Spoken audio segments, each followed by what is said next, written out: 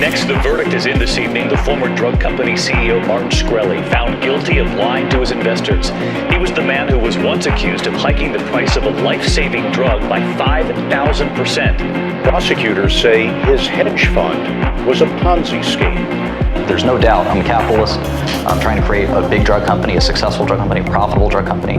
We're trying to flourish, but we're also our first and primary stakeholder as patients. There's no doubt about that. Martin Shkreli was named the most hated man in America after jacking up prices on life-saving drugs to make a profit. But he started making money another way.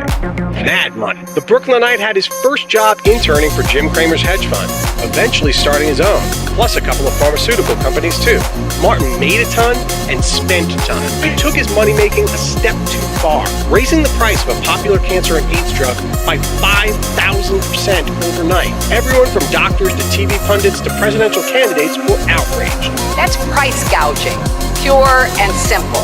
You're talking about where this young guy raised the price to a level that's absolutely ridiculous to me. You want to know the truth? He looks like a spoiled rat. And he's a hedge fund guy who, as you know, the only one that I'm raising taxes, they are going to be paying up. But I thought it was a disgusting thing, what he did. I thought it was a disgrace. Martin said he had to do it, saying half his customers got the drug for free. For us to try to exist and maintain a profit, I think is pretty reasonable. He even promised to cut the price, but a few months later, Martin had an even bigger problem. The feds came after him for securities fraud. They accused him of repeatedly losing money for investors and illegally using one company to pay off another's debts. Martin insists he's innocent and will be cleared.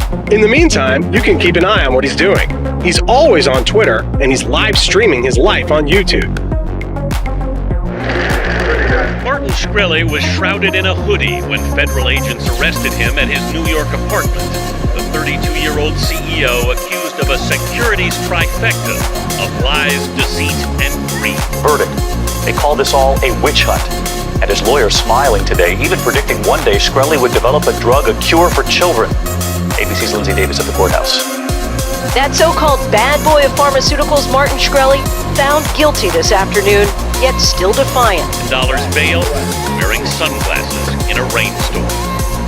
In all, the feds allege Shkreli lost $11 million in investors' money. His arrest was trending on social media all day, frequently followed by the hashtag karma. Scott? Anthony Mason. Thank you, Anthony.